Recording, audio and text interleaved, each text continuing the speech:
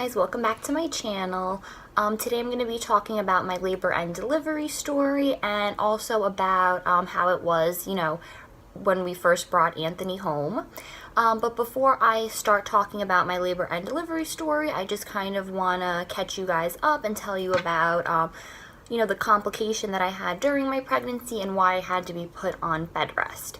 So when I was 20 weeks, I went to my 20-week ultrasound. And I made the appointment for a Saturday so Mike would be able to come with me. And at the place that I was going, there was no doctors in on Saturdays, just the ultrasound tech.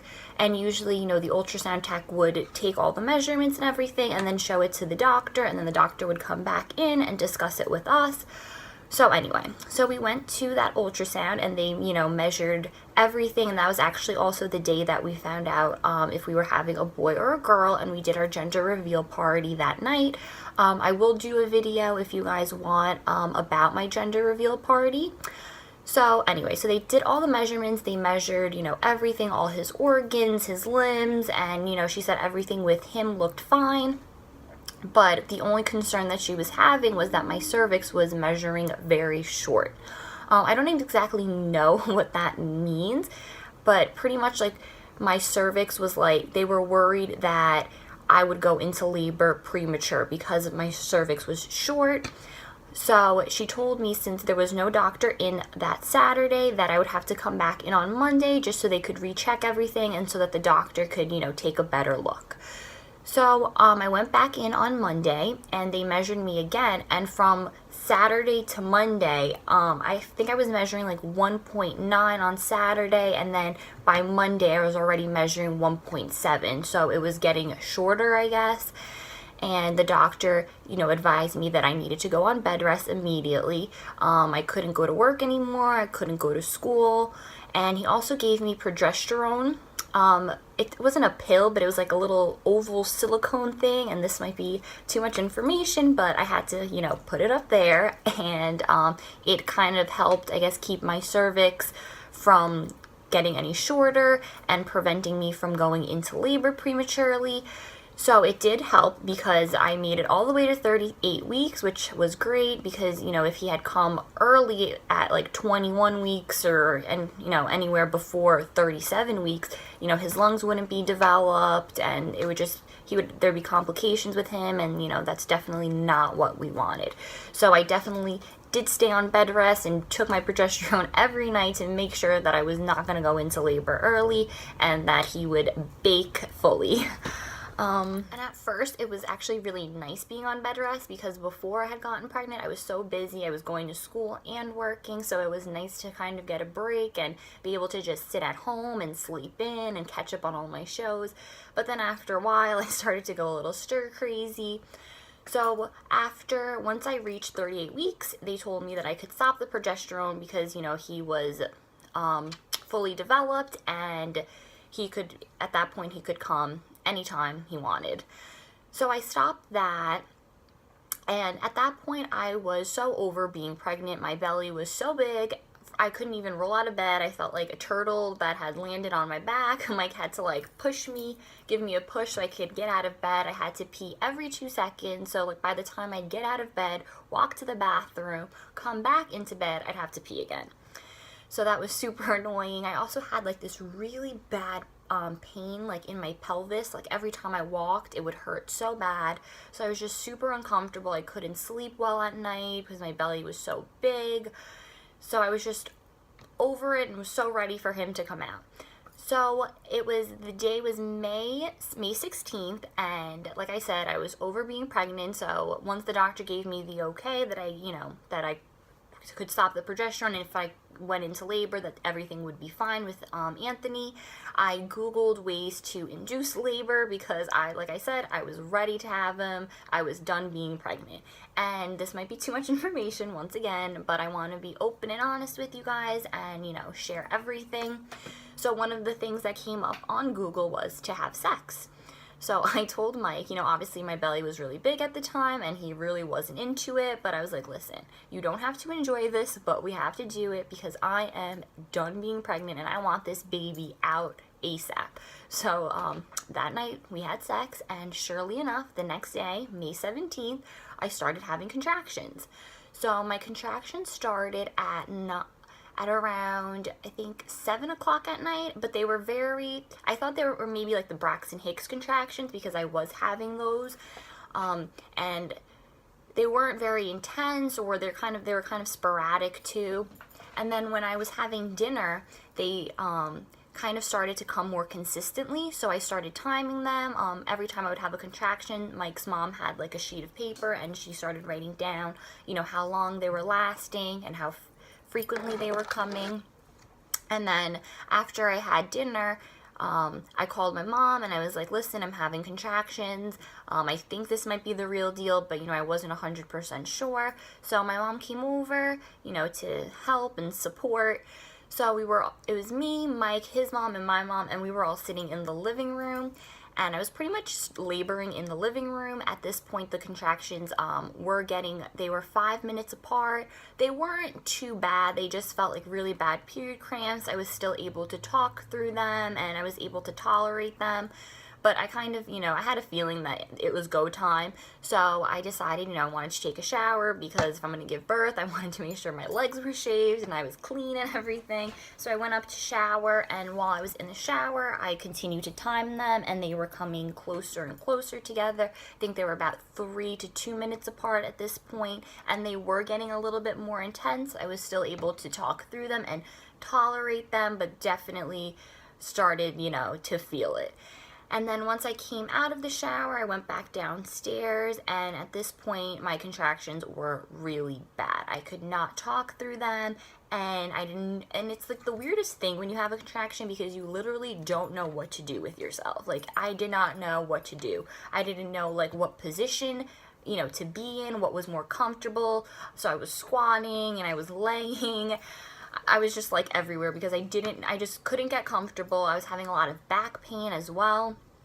So at this point, Mike's mom and my mom kind of looked at each other and they were like, all right, like, we think it's time to go to the hospital. We obviously didn't want to go to the hospital too early because if, it wasn't the real deal, or if I wasn't dilated at all, then they would just send us home, and I didn't want to drive all the way over there just to be sent home. And I just wanted to labor at home as much as possible. But the contractions were really bad at this point, so we decided that it was time to go to the hospital. And it was about midnight at this point. So me, Mike, and my mom got in his car and, started driving to the hospital, and his parents followed behind us shortly after. And Mike is like freaking out at this point because I'm screaming in the car and he thinks the baby's about to like come out in the car. My mom's like, I'm in the passenger seat. My mom's sitting behind me and she's trying to like keep me calm, and she's like petting my hair and, trying to get me to breathe, and I'm just freaking out. I'm in so much pain. And as we're speeding down the highway, there's really not that many cars on the street because it was midnight, but as we're on the highway, we see all these cops. I don't know what was going on or what they were doing, but there was like at least, I would say, 6 or 7 cop cars. And Mike's car attracts cops. I don't know why, but it does. So Mike's like, oh my God, I hope we don't get pulled over right now. And I'm like, I swear to God, if I get pulled over right now, I'm going to be like, listen, I'm having a baby, like, escort us to the hospital. But thank God they did not pull us over. So we made it to the hospital. And once we got there, when we were walking into the labor and delivery unit, I had to keep stopping every time I had a contraction because they were super, super painful at this point. And then we finally made it to the labor and delivery unit. And then you have to go through this whole annoying like checking in process, which I think is ridiculous because that's the last thing any woman wants to do when she's having contractions and is in labor, is to sign things and answer questions. So finally we got through that. They took me back. They, did my vitals, and then the doctor came in to check me, and he said that I was 4 centimeters dilated. So, and that, they were going to admit me, that I was definitely in labor. They hooked up 2 monitors to my belly, one to monitor Anthony's heart rate and the other one to monitor my contractions. So every time I would have a contraction, it would like print out on the machine. So the first room that they put us in, once they brought me back, was really uncomfortable. The bed in there was super hard, and like I said, I was having really bad back pain, so that bed was not good for my back at all. And my mom actually took a picture of my face while I was having a contraction. It's pretty embarrassing, but I will post it at the end of the video, and I'll also post, other pictures that I have from my labor and delivery, once Anne came out and me holding him for the first time and Mike holding him for the first time. But anyway, so then they finally moved us into the actual delivery room where I was going to give birth, and it was much, much more comfortable in there. And like I said, I was in a lot of pain at this point. So the nurse came in and she asked me if I wanted the epidural, and I said yes, like as soon as possible. And I had known, prior that I definitely did want the epidural. So she calls the doctor to check to make sure it's okay for me to get it, and he says that it's fine. So then they call the anesthesiologist, and it took about 20 minutes for her to come down. And once she came down, and my mom, Mike's mom, and him were in the room with me. They were there with me, through the whole delivery process. But in order for me to get the epidural placed, they had to be removed from the room. So they, stepped out of the room while I got the epidural placed. And I had a really wonderful labor and delivery nurse. I wish I knew her name, because I would have definitely sent her a thank you card or something, because she was so nice. She was so patient, and she made like my whole labor and delivery so much easier. So I really wish I got her name and could thank her. But anyway, so the anesthesiologist comes, and they sit me on the bed this way, and the nurse is in front of me, so I'm holding onto her hands, and I'm kind of slouching over, and like there's a pillow on my belly. And then they start, doing whatever they're doing back there to place the epidural. And let me tell you, getting the epidural placed, I think, was more painful than pushing Anthony out. No one warns you, I feel like, how painful it is to get it placed. They give you these shots to numb the area, and those hurt super bad as well. And once she placed, I guess, the catheter in or whatever, I felt that whole process as she was putting that, because the numbing thing really didn't work for me so well. And at that point, she couldn't give me any more, because she had given me 3 shots of it already. So when she first put the catheter in, I felt like this shooting pain down my left leg, and my left leg went completely numb. So, I said, no, like that feels wrong. I can't feel my leg. So she said, that's not good. So they took it out, and they had to redo it. And then once she replaced it, it felt fine. And then, she told me that I would probably get really itchy for the first 20 minutes, and she sure was not kidding. I have never been that itchy in my life. I felt like the insides of my eyeballs were itching. It was crazy, but after 20 minutes that subsided, and once the epidural kicked in, let me tell you, epidural is a lifesaver. It relieved all the pain from my contractions. So every time I had a contraction, I would just feel a lot of pressure, and my belly would just get rock hard, obviously. But yeah, I'm really glad that I got it, because I was able to sleep after, because, since being a first-time mom, they didn't know how long it would take for me to, get to 10 centimeters. So I was able to sleep and relax a little bit, and wasn't in as much pain as I was before the epidural. And then an hour after I got the epidural, the doctor came in, or I think she was the resident. Anyway, she came in, and she, told me she was going to break my water in order to get the whole labor process moving. And it is the weirdest feeling in the whole world when they break your water for you. They use like this, like, it looks like a stick thing with like 2 little like thong things at the end of it. And, she stuck that up there, and then you hear a pop. I actually heard a pop, and then you just feel like a warm gush. So once she broke my water, things definitely did speed up. I think an hour after she broke my water, I was already 8 centimeters dilated. And my labor and delivery nurse, like I told you, she was really wonderful, and she told me, we're going to wait till the last minute to push. Let your body bring him down as far as possible, down the birthing canal, so that way it would be less work for me. which was like the best advice ever. And she also gave me a pillow that they call a peanut pillow to place in between my legs. That also helps the baby come down more. So after being in labor for 16 hours, it was finally time to push. I was fully dilated and I started to feel a lot of pressure, and I felt the urge to push, and it honestly felt like I just had to take like the biggest poop of my life. So, you know, they started to set everything up. They called the doctors. They brought out these like big lights, and everybody started coming in. Like there was 4 doctors, 2 nurses at least, and you know, you're just wide open for the whole world to see, but at that point you don't really even care who's in there and who's looking. You just want the baby out. So I started pushing, and I only pushed for 30 minutes, which was really awesome, but it didn't hurt pushing, but it was a lot of work, obviously. And the nurse kept telling me, like, you know, he's almost out, and I felt like while you're pushing, you don't feel like you're progressing at all. Like I didn't feel like I was making, and you know, like I wasn't progressing at all. Like I felt like they were lying to me.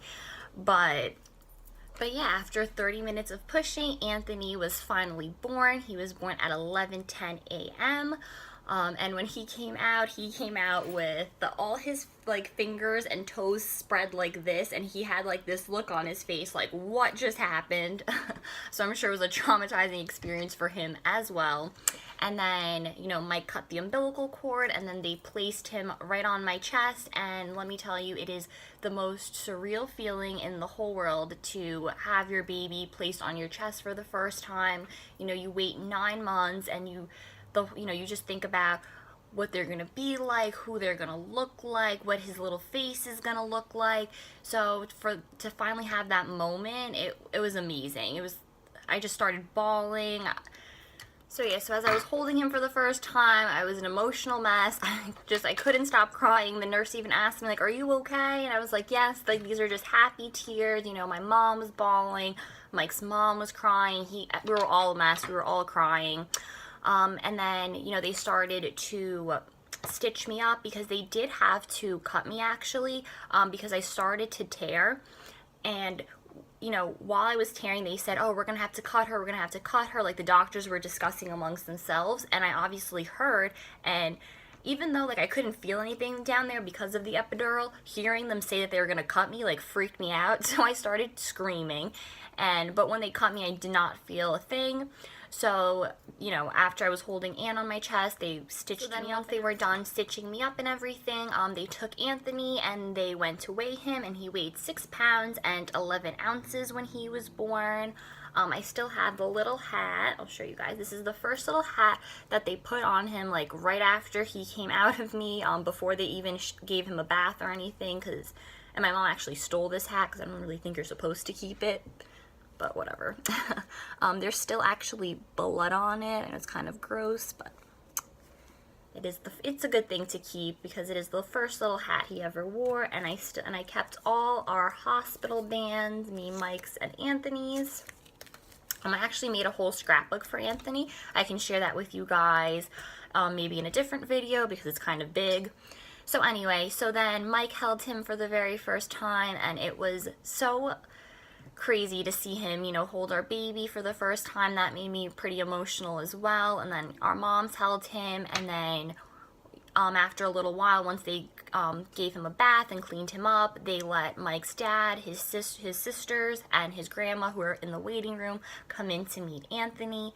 And Mike's dad I've never seen him cry in my life, you know, for as long as I've known him, I've never seen him cry, and he just started bawling, and he just gave me and Mike the biggest hug in the world, and he thanked us for, you know, giving him this beautiful grandson. So that was really nice. And Mike's grandma, you know, her dream was to be a great grandma. So when she found out I was pregnant, she was so excited. She was telling all her friends, and that's actually one of the reasons I feel that Anthony was sent to us, because a few months after Anthony was born, she unfortunately passed away. So I think that, you know, that's one of the reasons that God sent him, to give her the chance to experience being a great grandmother, because that was one of her dreams. So anyway, so then after all of that, they moved us up to the maternity unit, And I guess a lot of people decided to have babies the same day or week that I did because the maternity unit was full. So I had to share a room with another woman, and that was a very unpleasant experience because the first lady that they put me in the room with, there was one bathroom that we both had to share, obviously, and she would go into the bathroom, and I understand that she had just had a baby, but she would bleed everywhere and not clean it up. And I don't, no offense, I don't know what she has. I don't want to touch her blood. I don't want to clean up her blood. So I complained to one of the nurses, and I was like, listen, like, if you could even move me to another room with somebody else, like, that would be great. So finally they did, and then the other couple that we were with, they were nice and kind of kept to themselves. But it's just hard sharing a room with someone after giving birth, because once the epidural and everything wore off, I was in a lot of pain. Let me tell you, a lot of pain. I felt like a train had run me over multiple times.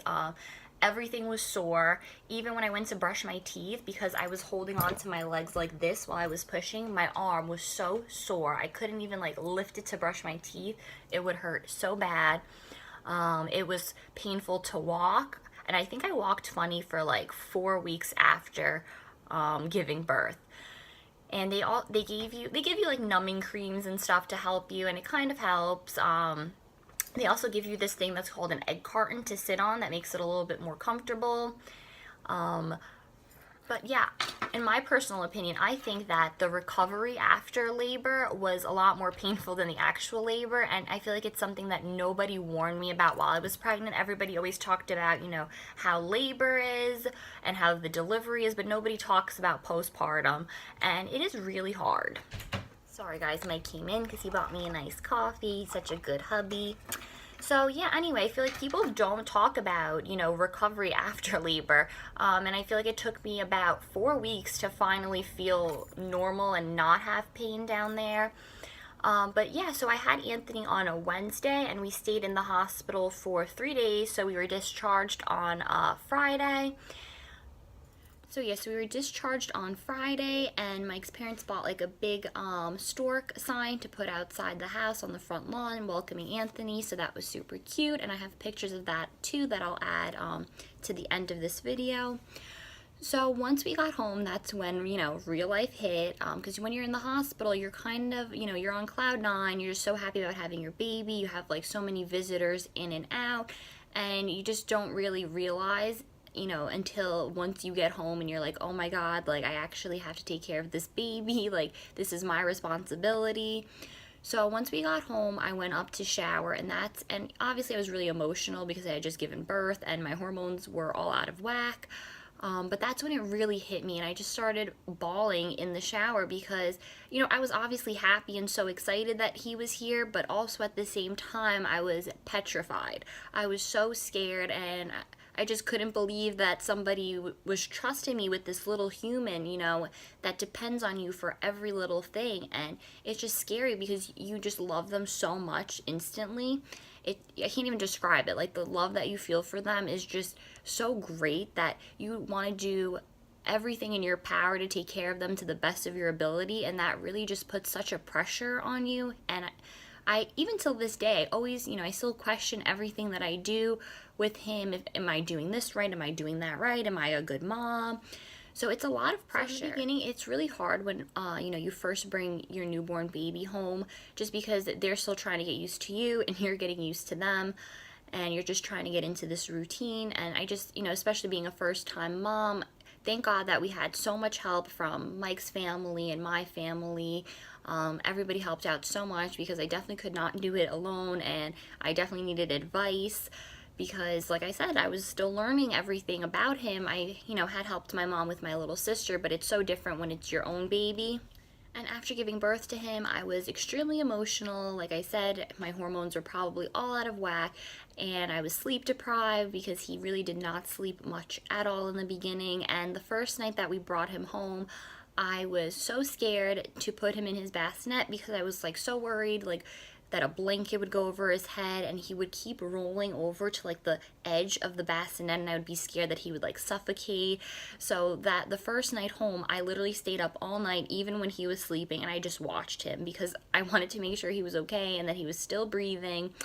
I know, it was crazy, but I was so scared. He was like this tiny little fragile thing, and I just didn't want anything bad to happen to him. But then after a couple of weeks of him being at home, I definitely got, the hang of things, and your mommy instincts definitely kick in, and we kind of, it's hard to have a routine with them when they're newborns because you kind of have to follow what they want, when they want to eat, when they want to sleep, but you try to get into a little routine. So I feel like I got adjusted better to being a mommy. And I did breastfeed Anthony. I breastfed him for about 2 months, but I had a really hard time breastfeeding. This is also something else that I feel like a lot of people don't talk about, is how painful and difficult breastfeeding actually is. I was under the impression that they just, latch onto your boob and then that's it. But no, there's a lot of work that comes with it. I don't think that he was latching properly because my nipples were actually cracking and they were bleeding, and it was super painful. And when you don't pump or they don't eat, like, your boobs get rock hard. Every morning I would wake up and my shirt would be soaking wet because I would leak out milk, during the night. So in the end, I decided that, unfortunately breastfeeding wasn't for me. I think if, in the future when I do have another child, I'll give it another shot. But with Anthony, he just wasn't latching right, and it just didn't work for us. And then once I got him started on formula, he actually slept better through the night. I felt a little bit better because, my boobs weren't so painful anymore. So in the end, formula was the better choice for us. Another thing that was really hard after bringing Anthony home was, it put a lot of pressure on me and Mike's relationship. In the beginning, we bickered a lot after bringing him home. It was a lot of it was my fault because I think my hormones everything was like going back to normal, and I was just super emotional, and obviously I was sleep deprived, so we would fight a lot. But I think that's normal with, new parents, but, we adjusted to everything, and like I said, we got into our routine and things, got better, and we stopped fighting as much, thank God. Yeah, that is my labor and delivery story and a little bit about what it was like when we first brought Anthony home. I still can't believe that it's almost been 2 years since I gave birth to him. It's so crazy. It feels like it was yesterday. So if any of you girls out there watching are, pregnant right now and are scared to give birth, don't worry. You got this. You can do it. My whole pregnancy, like after we finally told everyone that I was pregnant, the first thing that came into my mind was like, oh my God, I have this baby inside of me, but eventually it's gonna have to come out. And just the thought of that scared me a lot. But at least for me, like when I was in labor, like this feeling just came over me of like, I got this, I can do this, like it's go time. You want the baby out at that point because, like I said, those last few weeks of your pregnancy, you'll be super uncomfortable. And us women, we are strong and we are bad bitches, and that is why men don't give birth and we do, because we can actually handle it. So thank you guys for watching my video. I hope you enjoyed it, and I'll see you guys next time.